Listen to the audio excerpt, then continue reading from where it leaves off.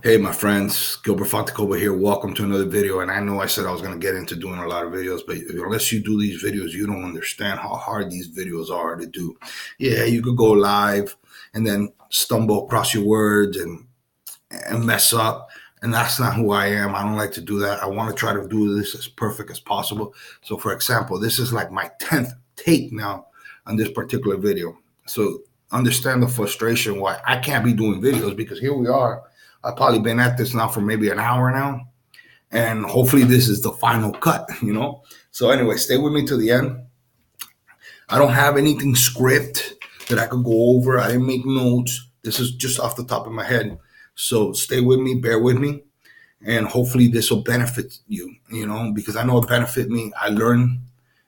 And trust me, this is hard for me to do this video because I feel that I'm probably going to hurt a lot of people that are still in the industry of MLM, that are good friends of mine. But I believe that I could also help people. And if I could just help one person, then it was worth it. I've prayed on this before I did this video because, again, the industry of MLM has been great to me, but it also has been bad for a lot of people. And I've seen a lot of people get hurt, suffer. And maybe that's the reason why I'm not in the industry anymore, because I can't be a hypocrite. If you know me, I only got one gear. I'm not perfect. I'm far from perfect. And I make a lot of mistakes, but I cannot be a hypocrite and I cannot lie to people. Okay. And that's the problem. A lot of these sponsors lie to people. They bullshit you.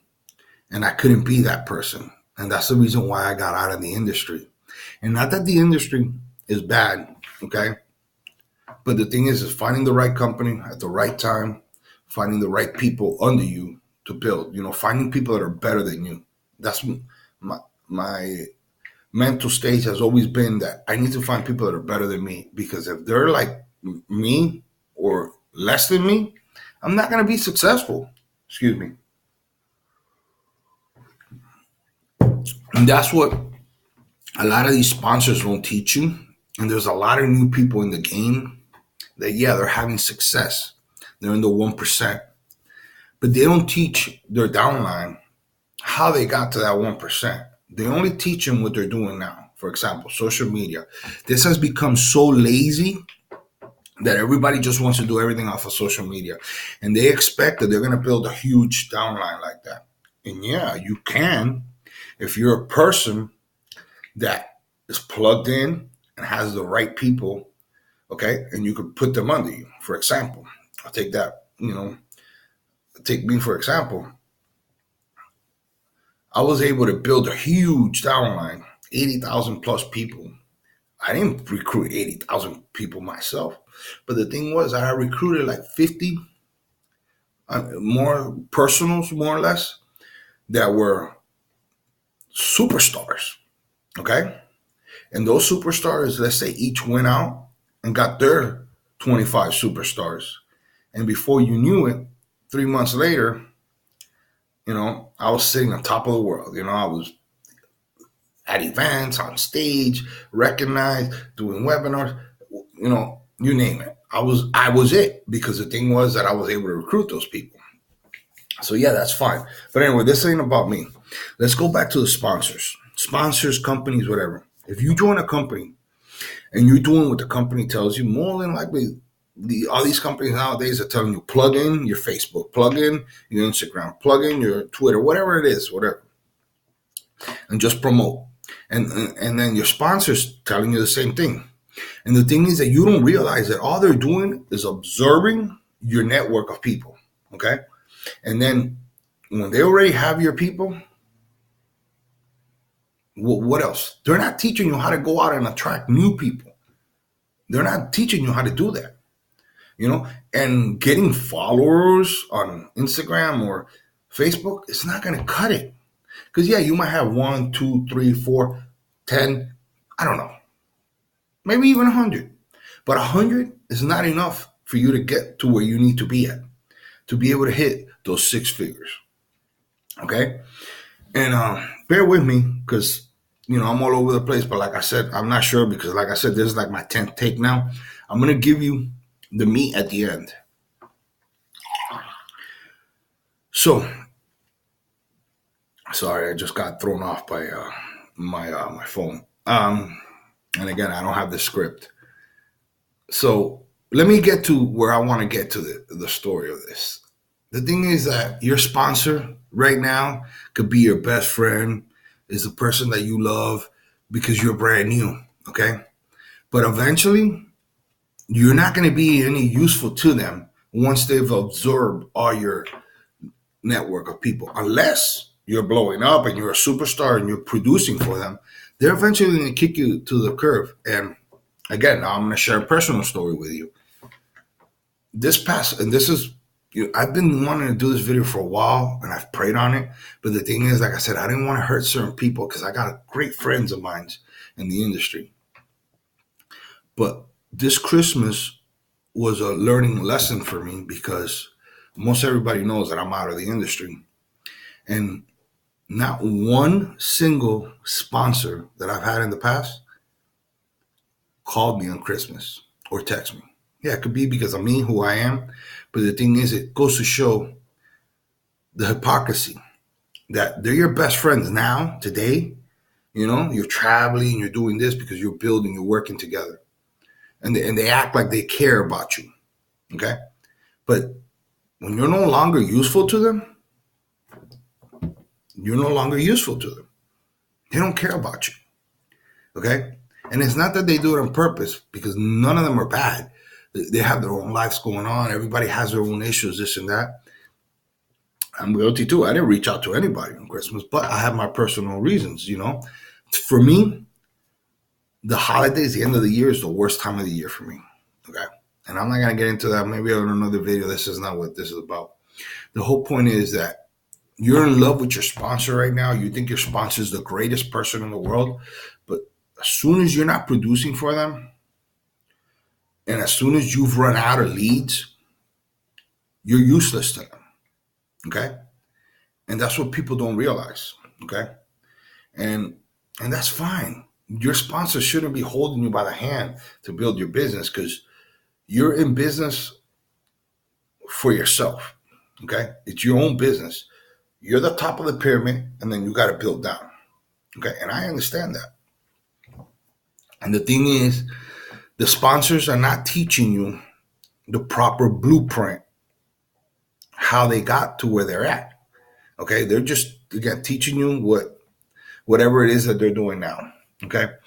And again, like I said, this is like my 10th take already, and pretty soon here I got to wake up my kids to get them to school. So let me just get to the meat of what this is, what I want to get to.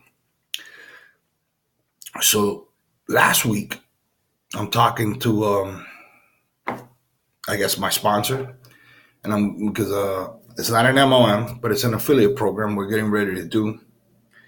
And I'm talking to him and I'm saying, all right, because let's go, because I got so-and-so that as soon as I join, they're going to sign up under me. Again, it's not an MLM, it's an affiliate program, but with levels. And he tells me, he goes, what? Why would, this is my business, sort of business partner. We're trying to do other stuff. Why would you have them join under you? Why not you guys join together? And I was like, what? Yeah, that makes sense. And he goes, don't you remember when we were in whatever company I'm not going to promote? The two top earners in the company had partnered up together in one account. And that's how they were able to blow up. They were making like $100,000 a month. Okay? And they were doing it together. And that's when, like I said, bro, oh my God, I can't believe you're telling me this. You're my sponsor. Why would you do that? Because in the past, and this was my learning moment, I wouldn't have done that. I would have said, hell no, so have them all sponsored because there's more spots under me. And it brings me to, I was being greedy, just like all these other sponsors out here being greedy. They're not really looking out for the person. They're looking out for the bottom line. Yeah, to you right now, they're the greatest thing in the world. They're your Messiah. You bow down to them. You pray. And the thing is, you don't realize that that person really doesn't give a shit about you at the end of the day. Because the minute you stop doing the business, the minute you have a stumble, okay, because you got to stop your membership, because you have your kid got sick, or you got into a car accident, or you lost your job, this and that. Yeah, they're going to stay with you the first few months, this and that. But eventually, they're going to kick you to the curb because you're useless to them. You're no longer producing for them. And I'm guilty of that too, because why am I going to continue to hold somebody's hand and holding me back if you're not producing? You understand what I'm saying? And I know it sounds selfish. And again, maybe that's the reason why I'm not in the industry anymore, because I can't be a hypocrite. That's not who I am. You know, I'm not going to be on top of you and telling, oh, it's okay. You know, you could do better, this and that, and encouraging them. I will do that probably the first month. But eventually I'm going to get tired of that and move on to a person, find somebody else that I could lock arms with and be able to go and build their business. That way I could benefit from it. Okay? So, I'm all over the place. Anyway, so let me share with you guys a story of two people that I know very well. Okay? I'm going to give you a little backstory on them. It's two people that met, that I know them well. The way they met was like a fairy tale, something that I still don't believe, you know what I'm saying? And I know them both, you know, and it's like crazy. But they met at the wrong time. They had a little thing, and then things didn't work out. They moved too fast, whatever. So that was like, let's say 4 years ago, whatever. Fast forward. Oh, by the way, when they met, the male was single, the female was getting a divorce, was separated from their husband, something like that. And then time passed, you know, they each went their way. The female got back ended up getting back with her husband like a year later, and then whatever. But somehow these two people kept in contact, okay? Well, the female eventually got a divorce, okay? The thing is that year that person got the divorce, she started talking to the male again because, again, she was never happy with her husband, you know, and she started getting close to the male again. The male was single, and they started getting close, and then the male advised her, hey, listen, you're married, you know, in reality, because that's another thing, this fairy tale that people think, oh, I'm going to be happy the rest of my life. You know, that's a bunch of BS. Because once you have kids, once you get old, you have problems. You know, you got to worry about your kids, or you have health issues, money issues, whatever. You're not always going to be happy. So the male, meanwhile, these two people love each other, you know, from what I understand. And he advised her to stay with the husband, because in reality, she was never going to find what she wanted. But she wanted to be with him at the time, supposedly. And so he advised her to stay, whatever. And I think they stopped talking for a while. Next thing you know, fast forward, they end up talking again. And the female had eventually gotten divorced. So then she had joined an MLM business, and she started talking to the male. Now, this male right here, he's a legend in the industry. The man has built countless companies, a superstar. But he was out of the game. Just like me, a lot of my people are out of the game, out of the MLM industry, you know. And I think I was doing something else. I'm not sure, whatever. The thing is that the female had joined a dinosaur company, a company that this male or me or a lot of my people would never join. So this male went out and got counsel from people that have been in the industry, millionaires, this and that,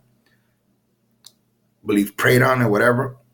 And somehow they were talking, and she was trying to recruit him, trying to get into the business, whatever the story is. I don't know all of the details. But the whole point was that they decided to move forward, okay? And the female already had joined the company, but then she was going to add the male to the company, okay? And then they were going through all legal stuff, the paperwork, whatever. And the male had advised her not to tell her sponsor what they were planning on doing. Because why? And here's the teachable moment. Because, and this is something that I would have done then, but now, knowing today what I know now, I would never do that again. And then again, I'm not an MLM, and I don't know if I ever will be again. But he advised her, do not tell your sponsor what we're doing. Why? Because the sponsor was automatically going to brainwash the female. No, don't do that. Have them sign up under you, this and that. Again, that's what I would have done. So I'm not blaming the sponsor. But here's where the sponsor failed. And this is the teachable moment. The sponsor should have taken the time and find out who this person was. Okay? Because if the sponsor would have taken the time to find out who this person was, okay, instead of saying, oh, yeah, have them sign up under you. No, do that thing together, because now you have two people working one account, okay? So the problem was that these beautiful souls were going to get back together, because that was the plan. They were going to start building the business together and start working on the relationship, because now they were finally free to be together. And then the sponsors sabotage, number one, the relationship, and number two, actually, let's switch that. Number one, the business, and number two, the relationship, because the business at that point was first, because that's what their goal was the business. They weren't really focusing on the personal relationship. Yeah, they were working, on being together, but the main thing was the business. And here's where it leads me to. Somehow, and I know them personally, I know them both. Somehow, the sponsor ate the female's brain and somehow encouraged her. I don't know what was said exactly, whatever. The thing is that the female thinks, oh, I could do this by myself, because, I got my Messiah that, encouraged me, and I'm going to do this by myself. And yeah, you know what? You could do it by yourself, because that company I built 80,000 people, I did that by myself. You could do it. But this particular company that they're in is a company that takes couples. Most people that are successful are couples. Yeah, and you can have success as a single person, by all means. But you're eventually going to hit a plateau, okay? Especially if you're not doing this full time. Because in order to build, you need to do this full time, okay? So if you can't do it full time, the best thing to do is build one account together. Because while you're doing XYZ, the other person is doing ABC, okay? So, and you're working towards one common goal, okay? So this sponsor sabotaged this person's career, because this person, the female, okay, and again, I know, works 9 to 7, Monday through Friday, is single now, single mom with 3 kids, has to play the mom and dad role, okay? How the hell is this person going to be able to build a huge ass business? Eventually, and by all means, I hope I'm wrong and this person's successful, this and that. Eventually, she's going to wear herself out, because, yeah, she's coming home after work, taking care of the kids, this and that, working on her business to God knows what time, then waking up in the morning, going to the gym, then getting the kids ready for school, then having to put in a whole day of work, then repeat, come home, have to, pick up the kids, whatever, come home, cook, and then get into the business. Eventually, they're going to wear themselves out, okay? And here's the thing. If this person, which the male, back to the male, was going to join up, the male already had, because I know them. He already had a list, and he already had people, big names, that were going to already join up with him, all right? Excuse me.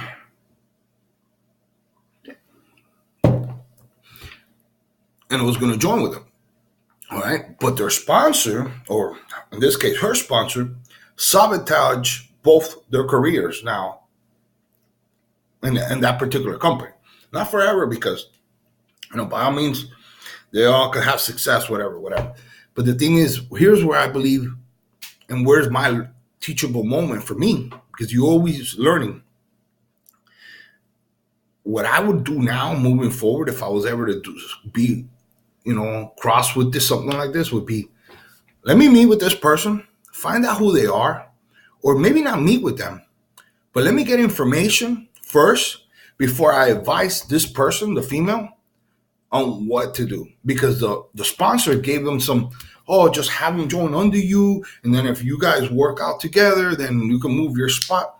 If you know anything about this industry, I don't know that particular company because I'm not in that company, so I could be wrong. But that is impossible to do. So the sponsor, I don't want to say lied because, I don't know the company. But that's something that's very hard to do. Okay. So the sponsor should have let them do what they were going to do because that was her choice. She wanted to do it.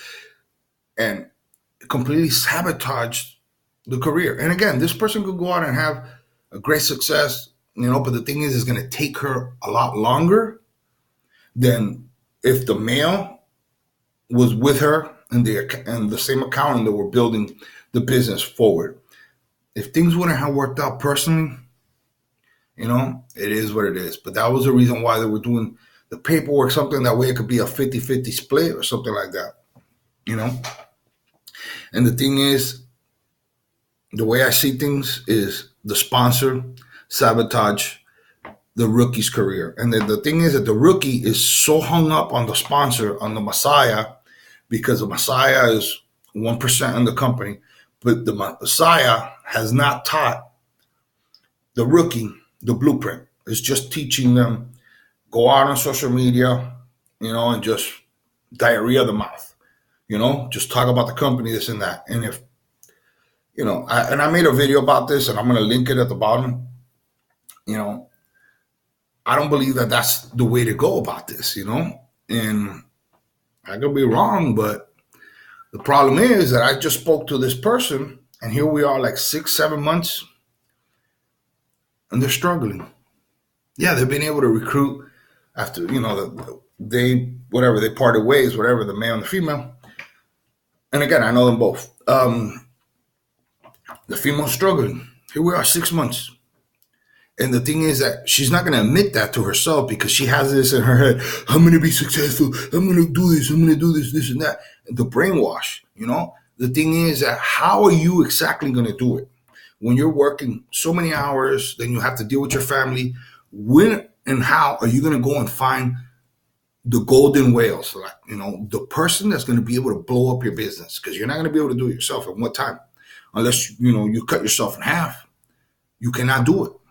And this is where this female failed to realize because she was easily manipulated by her sponsor.